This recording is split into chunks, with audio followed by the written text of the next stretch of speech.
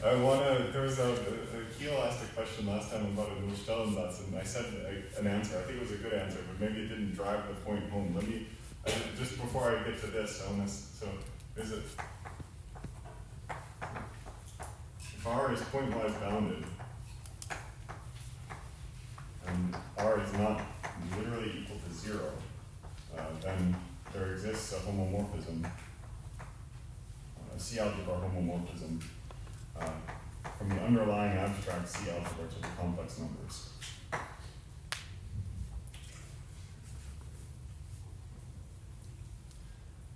So in particular, for example, rational functions in one variable as an abstract C-algebra, there's no structure of it. There can be no structure of a pointwise bounded algebras. And the proof is completely trivial. So once you know this enrichment thing, so I'm trying to show you the power of this localization thing. So the proof is that R is the ring of functions on the Gaussian spectrum, which, if this were false, this would be the ring of functions on the empty set, which would be 0 by the sheaf property, if false. Now, I challenge you to prove this statement directly.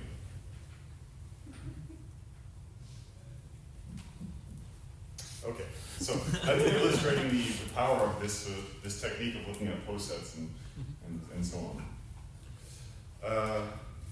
All right, so now I want to go to cohomology sheaves on complex manifolds, which is part of this joint project with Schulze, but I have to maybe issue I want to spare Peter any harassment, because maybe the stuff I'm talking about today I haven't actually talked about with him so much.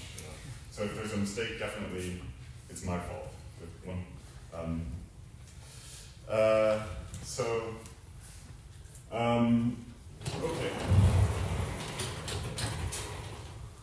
So we're going to talk about cohomology theories on complex manifolds, and we're going to take a very naive definition of what a cohomology theory on complex manifolds is. So I'm just going to look at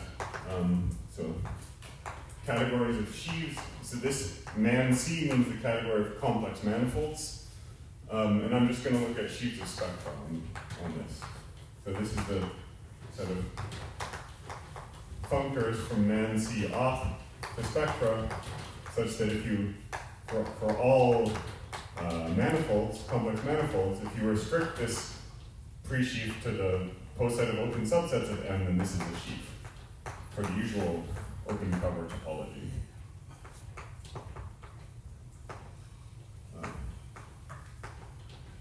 Open cover Grothendieck topology. So you just get a usual, when you restrict to the site of opens in any manifold, you just get a sheaf on that manifold. Now remember, when we were talking about sheaves on locally compact Hausdorff spaces, we found it convenient to not think of sections on open subsets, but sections on compact subsets. And we can do the same thing at this level of this whole category, where we're functorial in all maps of manifolds, but we can still do the same analog here. So it's the same thing as compact sheaves on, all right, OCs. Now, I have to say, last time I used K to denote something like a compact sign or a compact subset, but now we're going to be seriously talking about K theory. And I feel like there's potential for, if not confusion, then, well, let's use C for our compact signs now. So, OCs, or so maybe I'll just, let's say functors. Sheaves on OCs with coefficients in spectra. And that's functors from the category of OCs. I'll explain more precisely what I mean about that to spectrum, such that for all C, if you take F and you restrict to the closed subsets of C, then you get a K sheaf. So remember that was finite sheaf condition for finite covers, and then this filtered colimit property. So it's about infinite limits, which are difficult in general. But here the nice thing is it's about finite limits and filtered colimits, which are easy in general. So that's why this is a better perspective on sheaves. basically. Wait, one doesn't have such a criteria for open models as well. Yes. Okay. No, but it still involves infinite limits. There's no getting around that. Okay, so what do I mean by this? I mean, this is the full subcategory of commutative algebra objects in D greater than or equal to 0. I mean, it sits in the heart, but whatever. C gas spanned by the consisting of the OC, where C inside some C to the D is a compact sign. So these are our basic affines in the theory. Okay? Can I ask a basic thing Yeah. about K-sheaves? What do hypersheaves correspond to in the K-sheaf correspondence? For me, it doesn't matter because everything is hypercomplete here. It's finite dimensional. Oh, right. I mean, so, yeah. Let me ignore the question. Okay, so example. I mean, you can always just ask that taking stocks is conservative, I guess. All right, so for all P and Z, we have these Deligne complexes, ZPD from before. They are explicitly, so the Deligne cohomology theory on a complex manifold, I'm using the first perspective here, is just R gamma M of these Deligne complexes. And, well, this was, by definition, it satisfies the sheaf property. And I also said it was functorial for pullbacks, which is what makes it promote to a functor like this. Okay. Second example is K-nuke. And for this one, we'll take the second perspective in terms of the OCs. So K-nuke of OC is by definition the continuous K-theory of the nuclear category of nuclear OC modules, which is this rigidification of the category of OC modules that we discussed last time. Now, why is it a K-sheaf? It's completely formal from properties of continuous K-theory. Namely, the two properties of continuous K-theory you need to know are that it commutes with filtered colimits in this cat stable dual, and that it preserves certain fiber squares, namely those where the vertical arrows are localizations.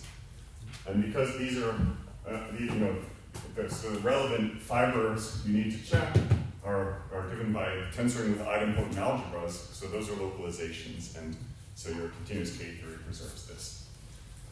Okay, so that is indeed a cohomology theory on complex manifolds in this sense. Now, the theme of this talk is going to be comparing these two things. Now, note that this is quite non-trivial because the definitions have absolutely nothing to do with each other. This involves singular cohomology in differential forms, and this has nothing to do with that. But it's not appropriate to directly compare these because this is kind of some version of cohomology, usual cohomology, whereas this is clearly some version of K-theory. So to have something with a nicer comparison, we should introduce the K-theory analog of this. So 1 prime. K. May I ask one question? What's that? Can I ask one question? Yes. I mean, like the upper one defined for arbitrary M, is there like somehow the lower one only for the OCs now? I guess, I mean, it's just easy to say, like, can you describe it on some other manifolds? Like, Well, if you just take you can plug in this quasi-coherent nuclear sheaf category for an arbitrary manifold, and ask what the continuous K-theory is, and I claim it to be the compactly supported sections of this K-nuke sheaf.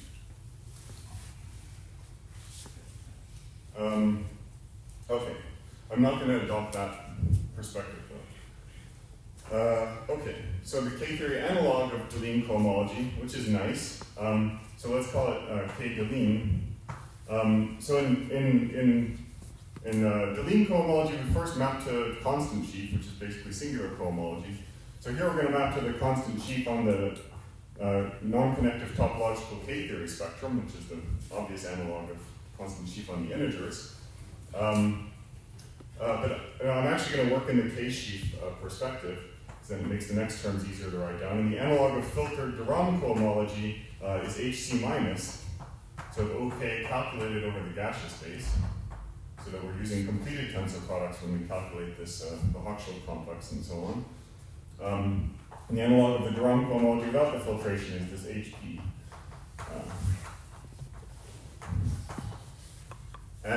You might, so the only potentially non-obvious thing is why there's a map like this, but in the end it is obvious because this is a constant sheaf, so you just need to describe what the map is doing for a point, and so this is induced by the ring homomorphism from KC. So if you do it, calculate HP of C over C gas. So the HP of the unit object, this is just a product of shifts, of even shifts of the unit. And this is the ring map which sends, which on pi 2 is the inclusion 2 pi I Z including into C. And that just what this is on a point by functoriality, and the fact that this is a constant sheaf determines what it is in general. So this map is quite elementary. And I'm taking the perspective again that pi 2 of Ku is naturally not Z, but 2 pi I Z.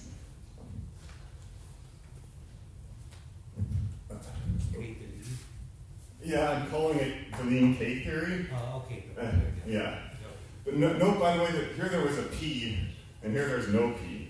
That's also nicer, that we don't have to remember all the different P's. They're all wound up into one object here. So let me make that more precise. So there exists a filtration, motivic filtration. That makes it sound fancier than it is on K Deligne with associated graded, these ZPDs.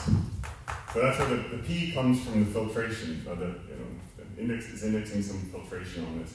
And here it's the Postnikov filtration, and here it's something that maybe Weibel was the first one to write down. I don't know, but it's not so. I don't know, not so difficult. And this rationally splits. So that if you rationalize Deligne cohomology, it is this thing. A rationalized Deligne K theory, it is just the direct sum of the rationalized Deligne complexes.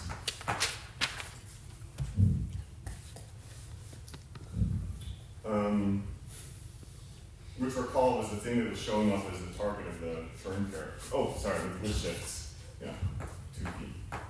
And this should also be shifted 2p. Which recall was the target of the Chern character. So the point is that before we had this Chern character with values exactly in this, and that required you to rationalize to write down that thing. But when you move over to this side, you have a different integral structure, K Deligne, and then you can write down the so-called this sort of Chern character without any denominators once you move over to K theory. So that's just nicer. Okay. So this was the target for Chern character, but here it works integrally.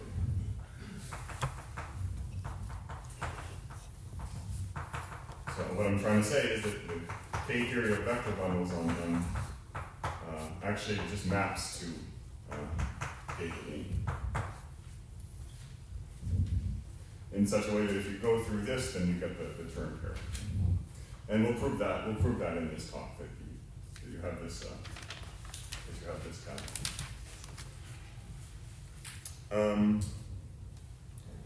Okay. Right. So let me state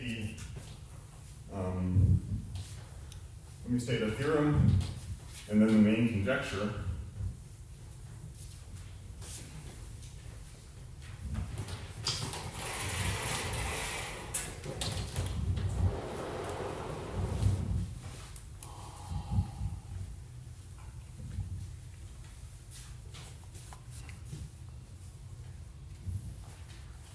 So the theorem is there exists a natural map from the nuclear K theory to the Deligne K theory. And the main conjecture is that this map is an isomorphism.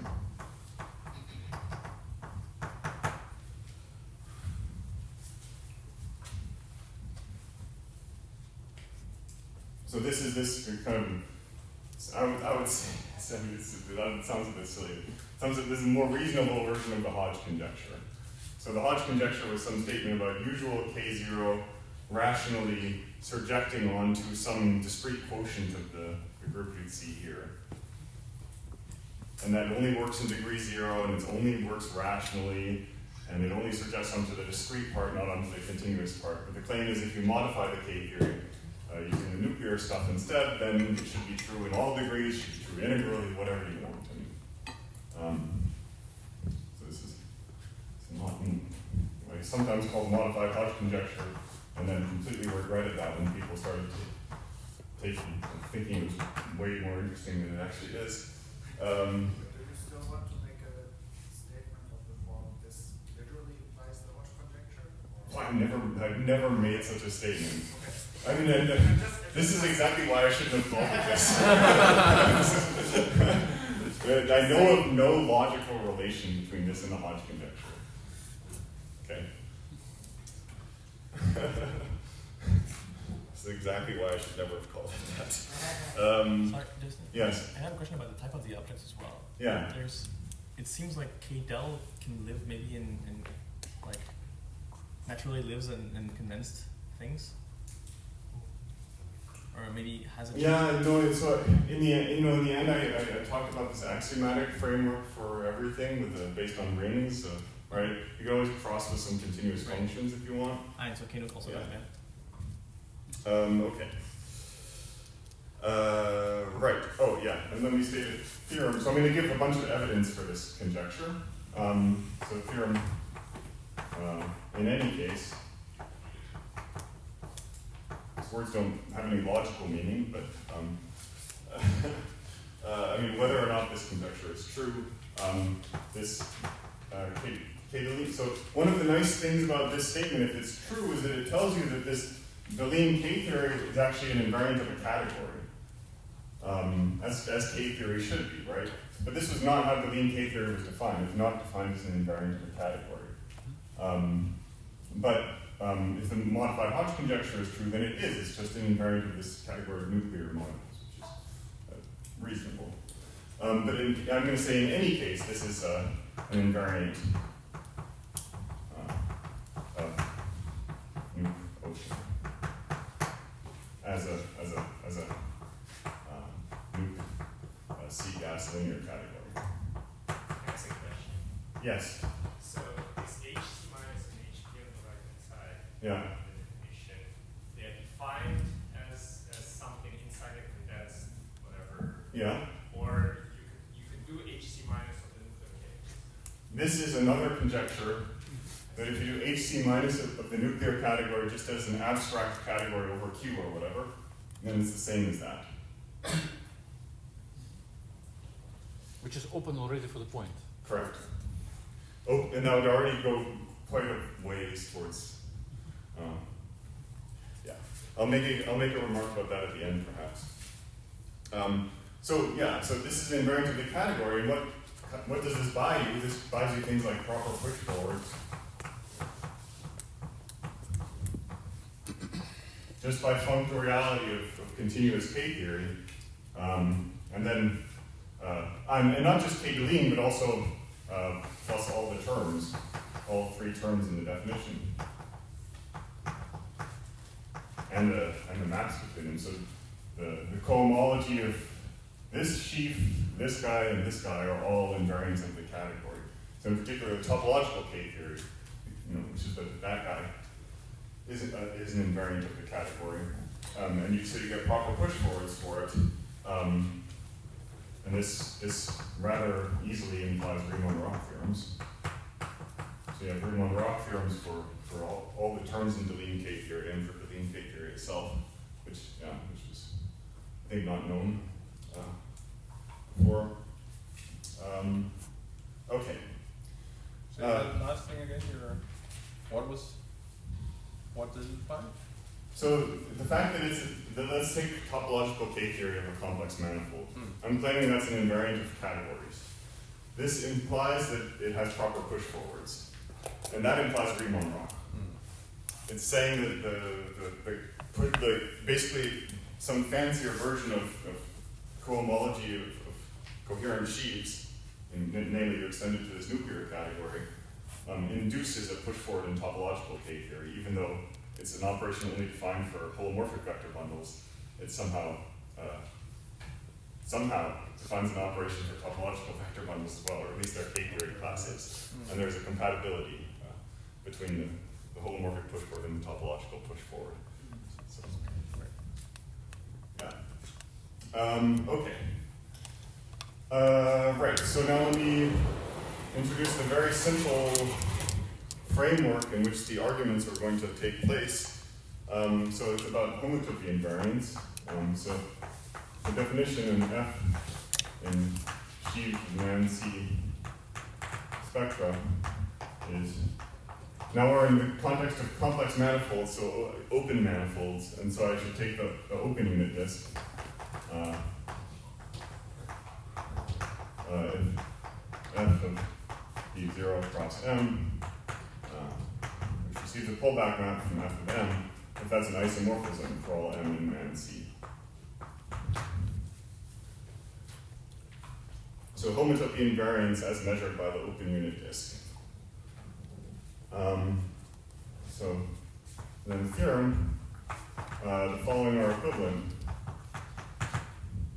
So for F as above, the following are equivalent, so F is D0 invariant.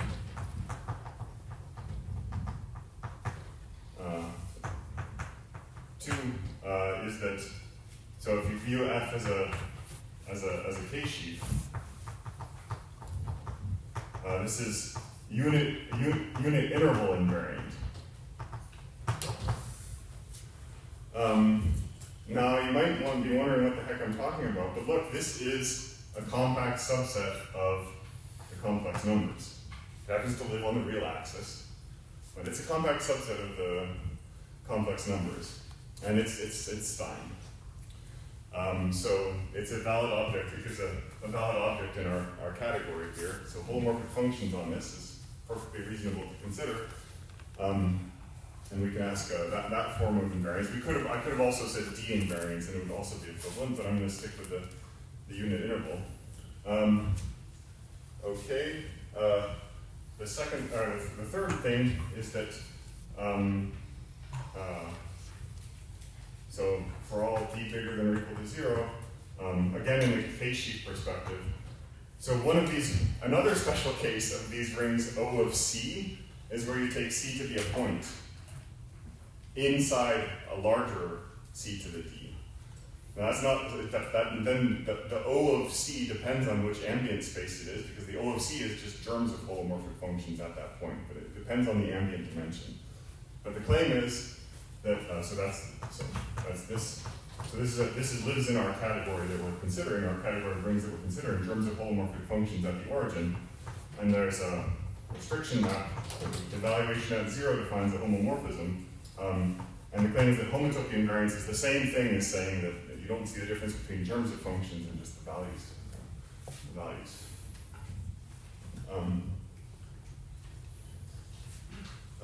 So that's the first claim, is that those are all equivalent characterizations of being homotopy invariant. The second claim is that if you take the homotopy invariant sheaves on manifolds with values in spectra, then there's a functor to spectra by just taking the value on a point, and this is an equivalence. So the homotopy invariant sheaves they're all just determined by their value on a point. I mean, also to your first 3 points, it's equivalent to being constant. This will also be addressed. Yeah, that's correct. Yes. Yeah. Okay, so that's another, and then, so the inclusion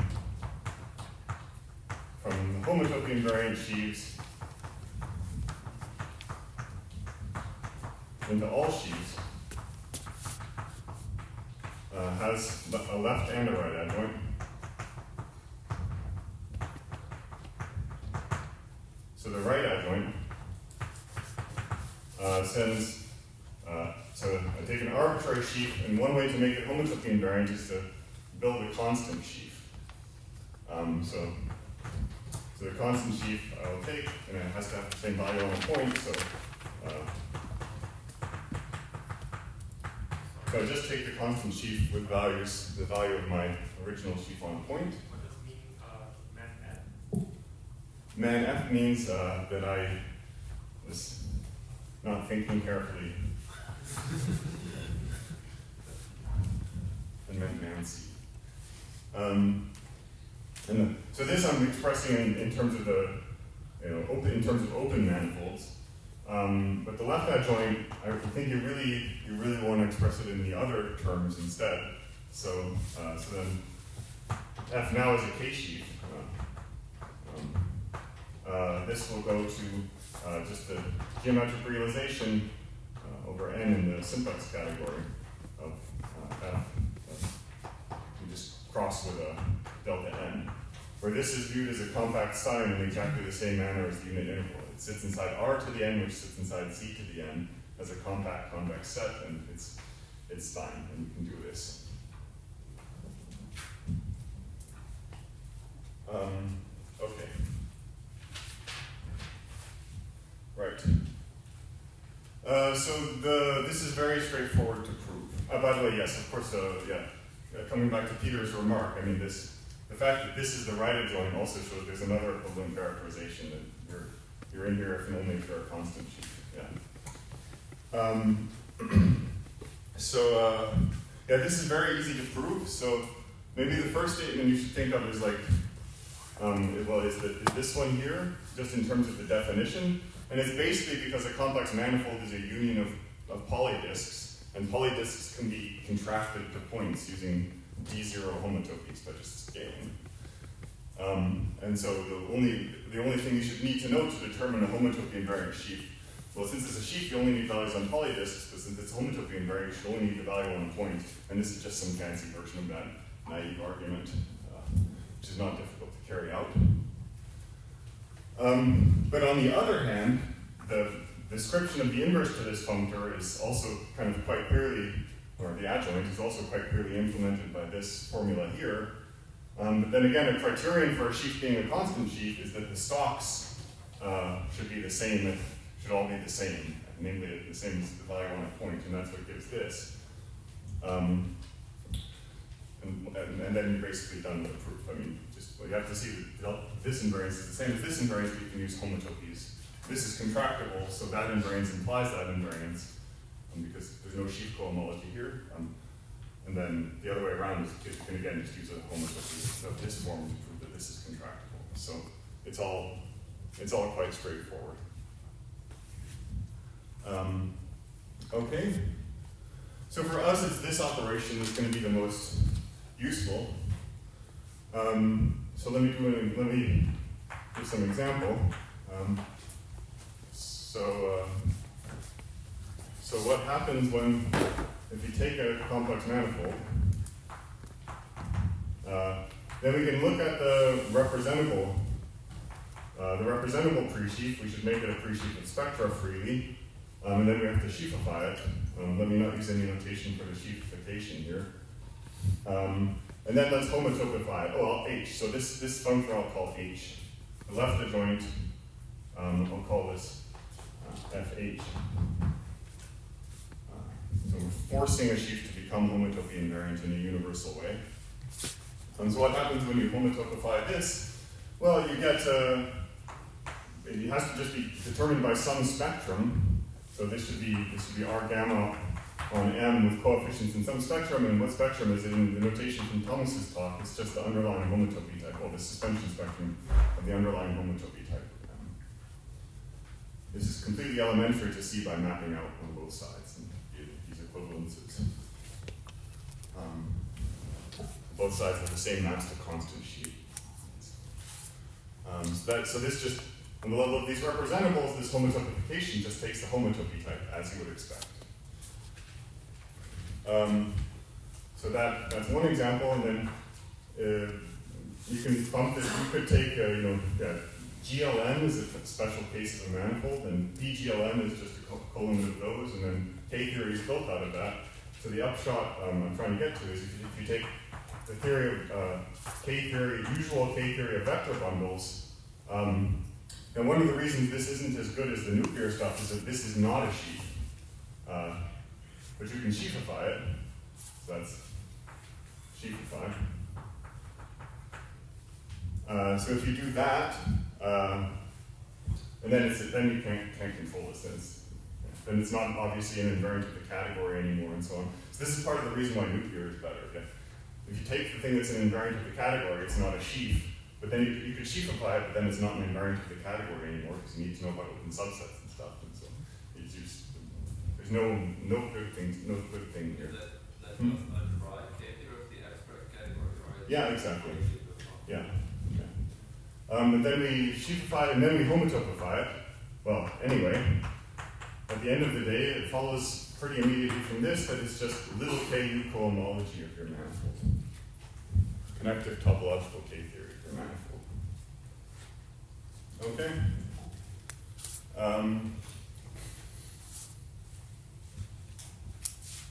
Right. Now, what was I going to do? Oh yeah, so here's theorem. This is maybe the main theorem, I guess. Going as far as I can, more or less, towards this conjecture, is just that the homotopifications are correct. So, if you take this, so that this is supposed to be a better replacement for this. And again, one way it's better is that it's already a sheaf, so I don't need to sheafify it. But it's not going to be homotopy invariant, but I can homotopify it and then ask what I get.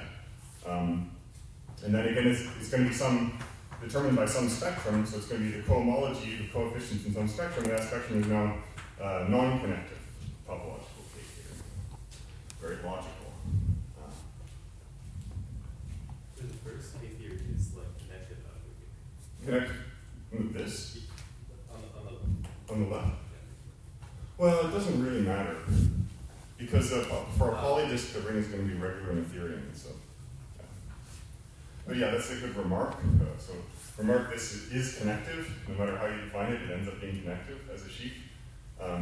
Whereas, yeah, Sasha's machine only works with non-connective K theory, and truly you're getting some non-connective information here, even for a point.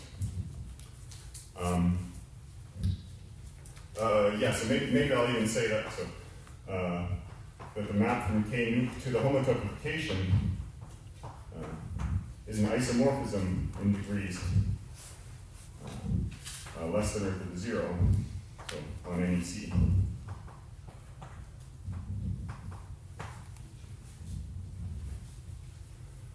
So in negative degrees, this nuclear K theory is just topological K theory. So in particular, on a point, you have Z0, Z0, Z0, Z in negative degrees. This actually matches well with the Deligne See, these live in all degrees, but the fiber term is some positive cyclic homology, which only lives in positive degrees. So the difference between this and this, which is the same as the difference between this and this, will live in positive degrees. So K Deligne also has this property that it agrees with topological K theory in negative degrees.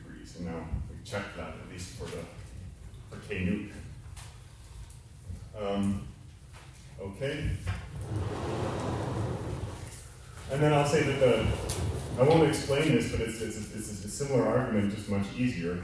So that if you take this HC minus and you Hify it, you get HP.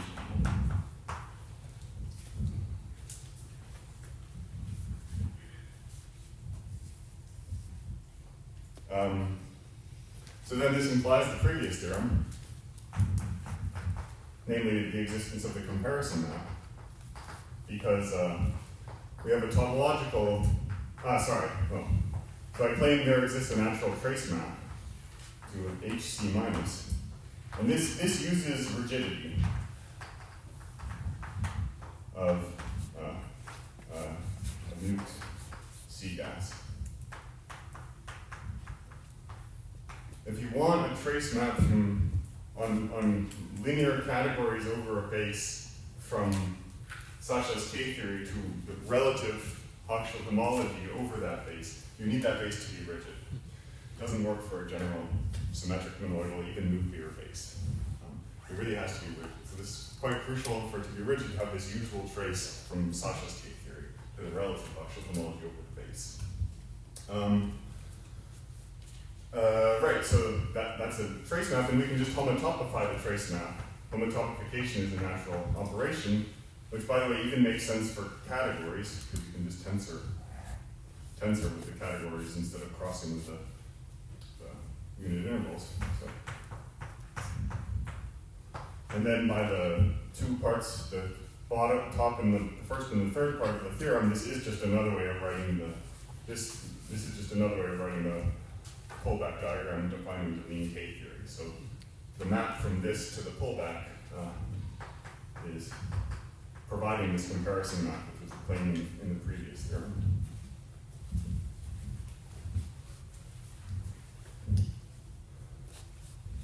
Which, by the way, I mean, so K theory of vector bundles maps there, and this is probably the cleanest way of seeing that you have this natural transformation from K theory of vector bundles to mean cohomologies to actually go through this nuclear stuff. It's not really obvious how to produce it. Maybe there are other ways, but I think this is quite clean. Okay.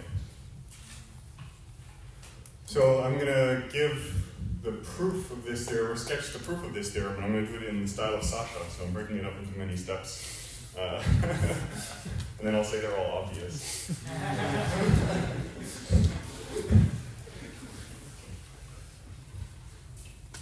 Sorry, Dustin. Yeah. So here, to construct the trace, you sort of want to say that HC minus is defined trigonometrically now for rigid data. Well, there's an easy fact, which is that HC minus of an algebra is the same as the HC minus of the category of modules over that algebra. So that's a good point, I should have mentioned that. But that's completely elementary. Doesn't use rigidity or anything. So the conjecture is some version of this pullback square relating algebraic K theory, KH, and TC and CDH-TC? Yeah, it looks analogous. I wouldn't take the analogy too far, but it's analogous. I guess it's not equivalent to saying the fiber is homotopy invariant. Yes, so I will come to this in just a second. Yeah, or maybe I'll do it now before we get into the proof. Thanks, Thomas. Yeah. So the corollary of this is that. So the following are equivalent. So one is the modified Hodge conjecture. Oh, that's not how you spell Hodge. Okay. Modified Hodge conjecture. The second is the statement that the fiber of the map from K theory to TC, nuclear K theory to TC minus, HC minus, or we're in characteristic zero, right? Is homotopy invariant. Is D0 invariant. And the third is, I guess you could call it dagger rigidity. And let me state that. Sorry, guys. Dagger rigidity. So a dagger version of, dagger means overconvergent, version of Dundas-Goodley and McCarthy, or maybe I should call it Dundas-Goodley and McCarthy. So if you take K nuke of OCD, the ring of germs of holomorphic functions, now take the TC minus of the ring of germs of holomorphic functions with the appropriate completed tensor product. And that maps to K nuke, well, nuke just with C. That's the value of our thing on a point, and then TC minus C over C, whatever. This should be a pullback square. So the Dundas-Goodley and McCarthy theorem gives such a conclusion. If this were an Artin local ring with residue field C, so if the kernel were a nilpotent ideal, here it's not a nilpotent ideal, but it's an ideal consisting of elements of norm zero in some sense, and so it's kind of generalized nilpotent in some analytic sense, and the hope is that some version, this version of Dundas-Goodley and McCarthy holds here. So, simultaneous to OQP, no. Yes, so I'm going to make a remark, yes. So the reason I prefer this formulation to the homotopy invariant formulation is this formulation makes sense in non-Archimedean geometry as well. So if you replace C gas by QP solid, say, then this is true. And this diagram, then this Goodwin-McCarthy is true. And it's a fun argument based, of course, on Sasha's results calculating the K-theory of nuclear modules in the solid context, but also using various other facts, including the valence and fiber square. And so yeah, you separately prove it mod n for, this is an integral statement, you separately prove it mod n for every n and rationally using kind of completely different techniques.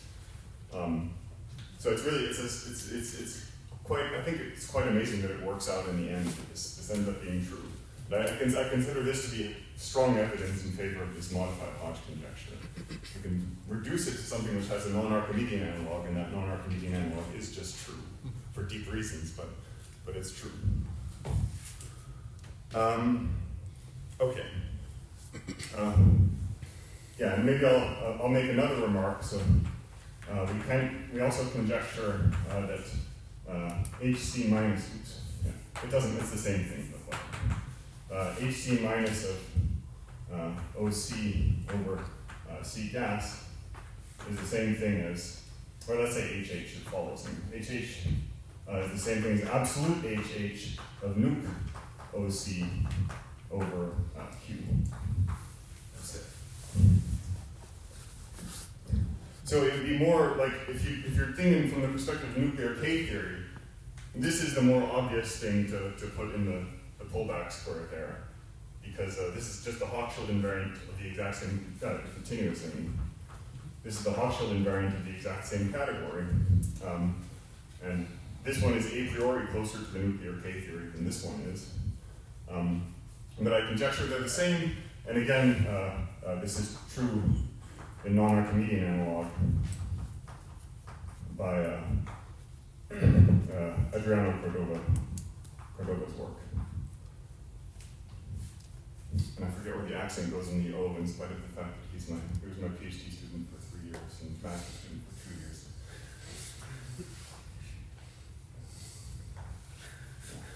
Sorry. Okay. Sorry, why Q and not C? Is there like? I'm not confident about C, but I'm confident about Q. But again, for QP, this holds over Q, not over Q. You take it over Q. That's right. Yeah. So the proof is that it's a statement about Hochschild homology. In principle, it's completely elementary, the statement. But the proof goes through K theory. And it's absolute Hochschild homology that's more closely related to K theory. And so it's a completely backwards situation. So this is, yeah. Okay, so let's give the proof of this theorem.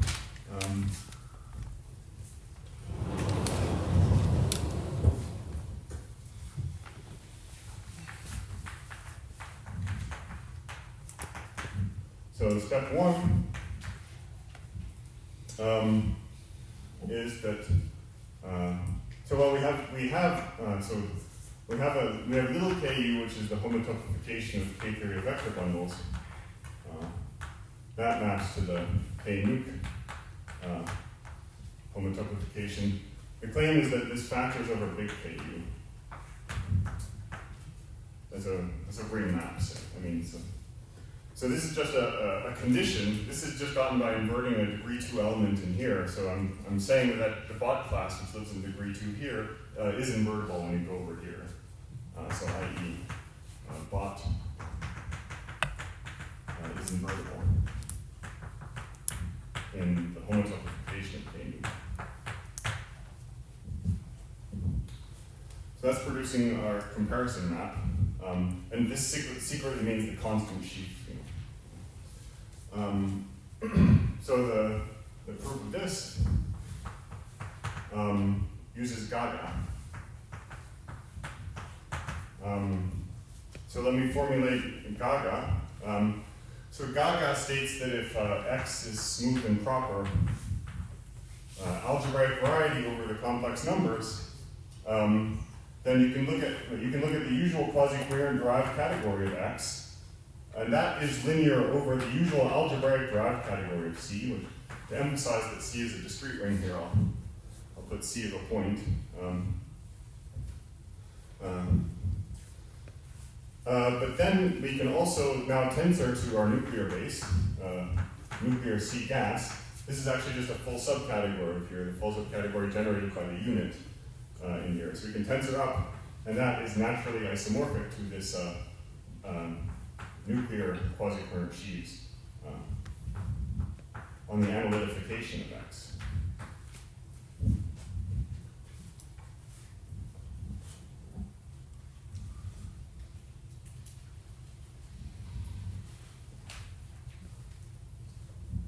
So that the algebraic derived category completely determines the analytic derived category when you start with a proper variety. It doesn't have to be smooth, actually. But I guess since I'm working in the realm of complex manifolds, I'll maybe assume it to be smooth, but you can formulate it and it's true for arbitrary property. What is it? No, this also works for these larger ambient categories of quasi-coherent sheaves. It's quite robust. Yeah.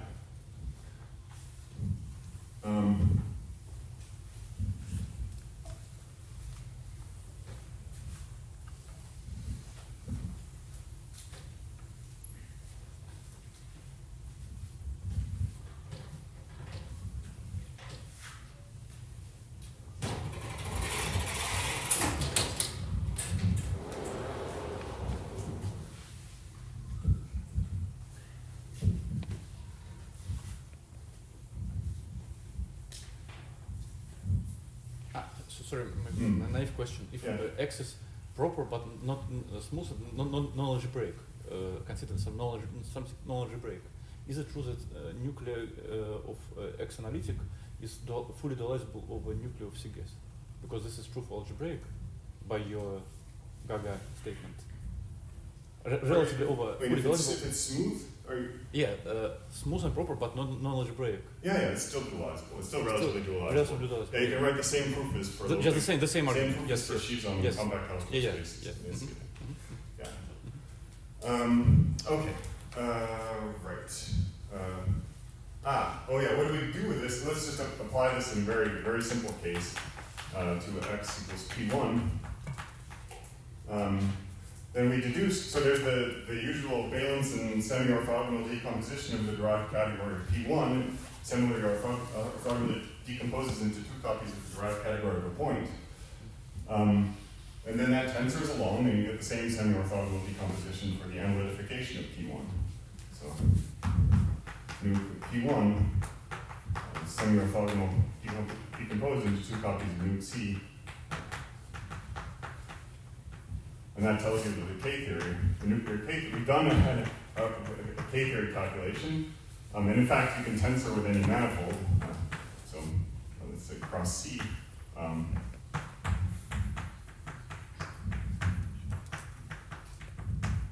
So whatever, so if you know C, you know P1 over C and vice versa. That's good for getting started. But this already proves that the Bott element has to be invertible in the homotopification, because when you make things homotopy invariant, this P1 turns into an S2, and so this is like looking in degree minus 2, and then you're just, on the other hand, it's like looking in degree 0, and that proves that the degree 2 element has to be invertible. So homotopify, deduce inverse for Bott. So the Bott element is just the other summand here. Okay, so that was step 1. Now step 2 is the main technical step, but the formulation is quite clean. So the claim is that if you take pi 0 of k nuke, in the k-sheaf perspective, so to emphasize that, I'll put this. This is interval from 0 to 1 invariant.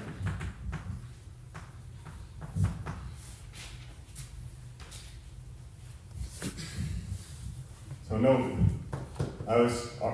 we know this should be true if we believe the statement of the theorem, because we're saying this map is an isomorphism in degrees less than or equal to 0. So in degree 0, they should be the same, which means that this abelian pre-sheaf should be a homotopy invariant.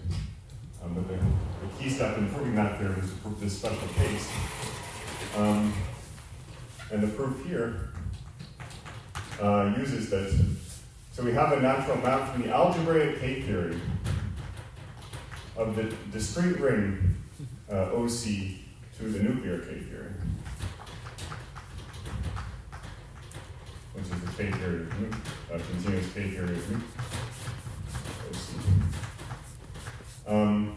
Simply because we have the obvious functor from the category here to the category here, which is strongly continuous. So this is just the full subcategory here generated by the unit object again, and the unit object is compact. So there's a comparison map from algebraic K-theory to this continuous nuclear K-theory, and the claim is this is an isomorphism in degree 0.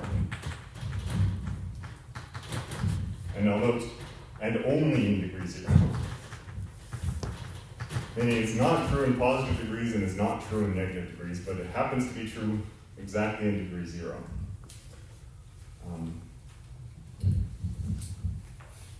So that's the most difficult part of the argument. We have to calculate a continuous K0 group, and the way we do it is we move it over to a K1 of a Clausen category, and we argue that that Clausen category is actually modules over a usual ring sitting in degree 0, a usual Clausen ring sitting in degree 0, and then you know that every K-theory class is represented by an automorphism in the Clausen category. You lift that to an endomorphism, and then you argue that from that you can build an honest, perfect complex over this ring, and that's kind of how you invert this map here. So I'm not, needless to say, I will not go into the details of that argument, but this is kind of tricky.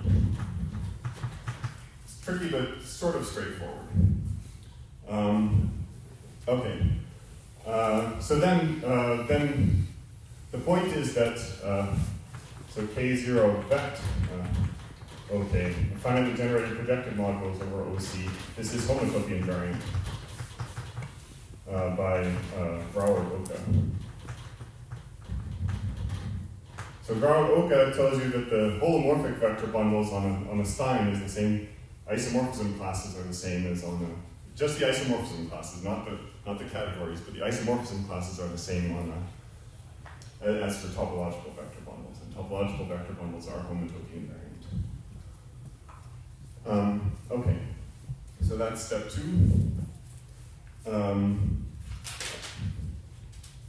And yeah, but here again, it's only degree 0, or I guess in this case it could also be negative degrees, but only for trivial reasons. Okay, so then step 3 is that the same thing holds in all negative degrees. So this is a 0-1 invariant.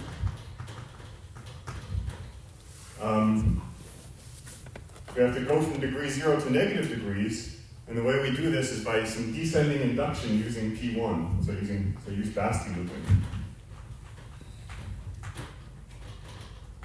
If you use again the fact that the K-theory of P1 is 2 copies of the K-theory of whatever you're working over, then you learn that, for example, K-1 nuke of C is the same as the co-kernel of a natural map from K0 nuke of one disk direct sum K0 nuke of another disk, mapping to K0 nuke of the equator, S1.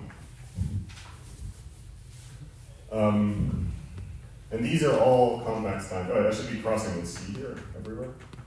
And these are all compact Steins. So we know homotopy invariance for each of them, and then because this is the co-kernel, it follows the homotopy invariance for this as well. And then you can continue the argument down with the same thing holds with K minus 2 here and K minus 1 minus 1 minus 1. So that descending induction.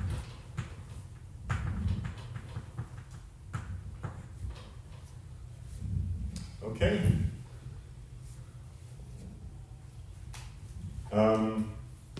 Now, so step 4 is very inspired by Sasha's lectures.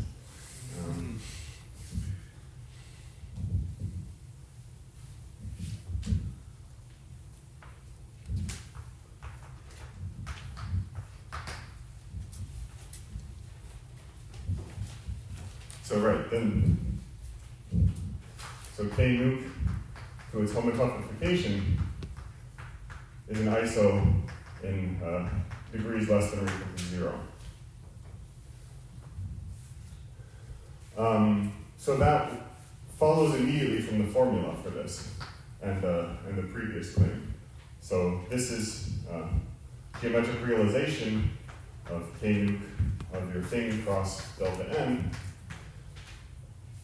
But we know, and what the only thing that can contribute to negative degrees in the geometric realization is negative degrees in each of the terms. But we know homotopy invariance in negative degrees on each of the terms. So in negative degrees, we can deduce that nothing's actually happening in this colimit. It's just, it's not changing the value of K nuke. So that follows immediately from 3. Okay. And now step 5 is we finish the proof showing that K nuke homotopy is big Ku. So we know that K nuke homotopy is a homotopy invariant sheaf, so it's determined by its value on a point. So this is just R gamma K nuke homotopy of a point. But this is a Ku module by step 1. And that means it's 2 periodic.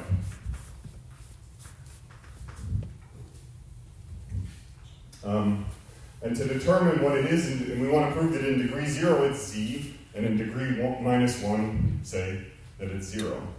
So, but we have the map from K nuke to here, which is an isomorphism in degrees -1 and 0. So in total, it's enough to show that K nuke of a point is Z in degree 0 and is 0 in degree -1.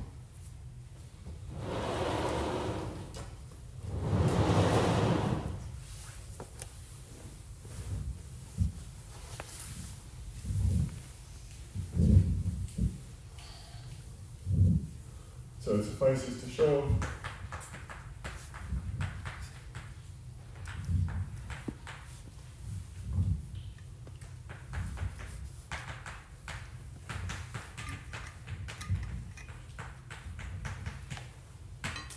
and this we actually already explained. I explained that the K0 is the same as just for usual algebraic K theory of the ring. And it's a field. K0 is Z. And in degree -1, you can again just look at the Bass. We know that the K0 is always just topological K theory by Brauer-Oka. So then you can just immediately see that you're getting the usual topological negative K theory of a point, which is 0 in degree -1. Okay, so that's the proof, and that finishes my lecture series.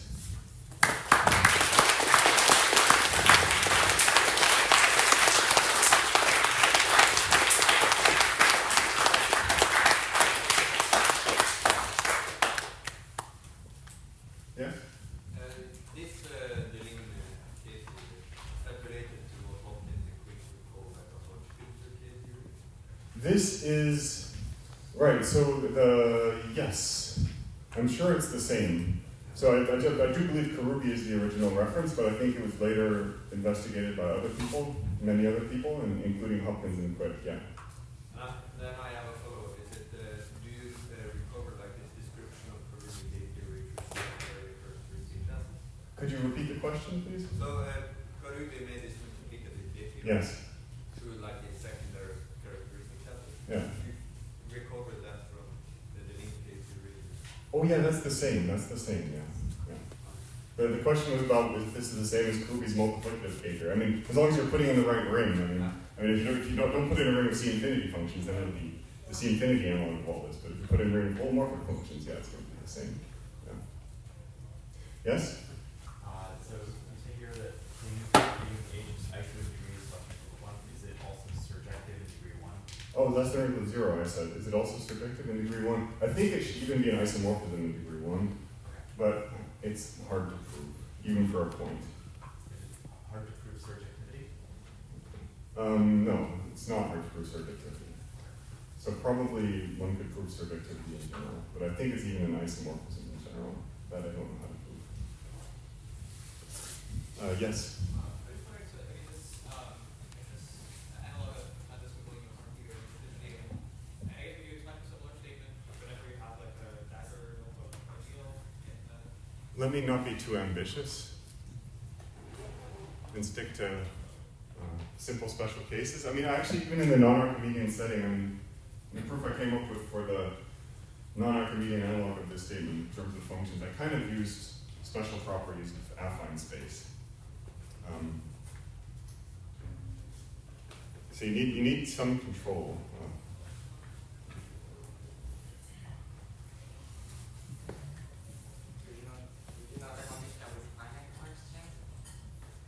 That's a very good question. The question is whether I know the conjecture with finite coefficients. I believe so.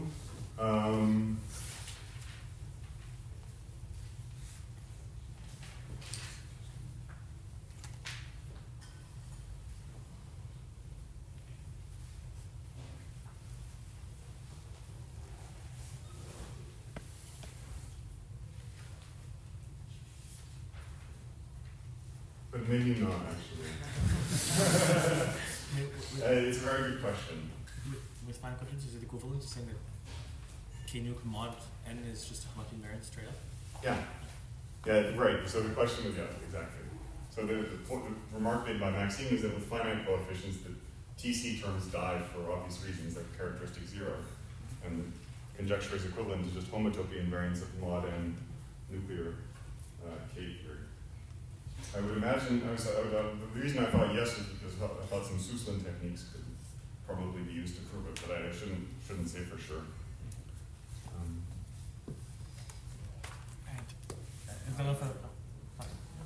What? I mean, how does how is the situation supposed to look like in the singular setting? Like, do you expect this? Should be the same. Yeah. But you don't know the theorem. What theorem? Like this, I mean, the homotopyification gives you. Oh no! This should all work in the singular setting. I just stuck with complex manifolds because it's more familiar. Was it Hmm? like this algebraic homotopy invariance? Yeah, this will all be fine. Yeah. Fine. Yeah. All right, let's thank Dustin for the whole lecture series.